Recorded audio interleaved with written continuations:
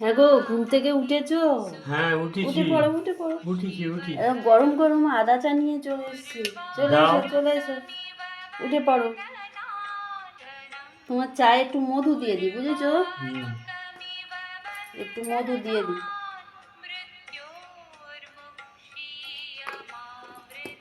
মধুটা খেলে না সর্দি কাশিটা তোমার কম আছে, হ্যাঁ বুঝলে? হ্যাঁ। নিয়ে নাও, তোমার চাটা নিয়ে নাও। দাও, চাটা দাও। নিয়েছো? হ্যাঁ আমার চায়ে একটু সুগার ফ্রি দিয়ে দিই। দিয়ে দাও।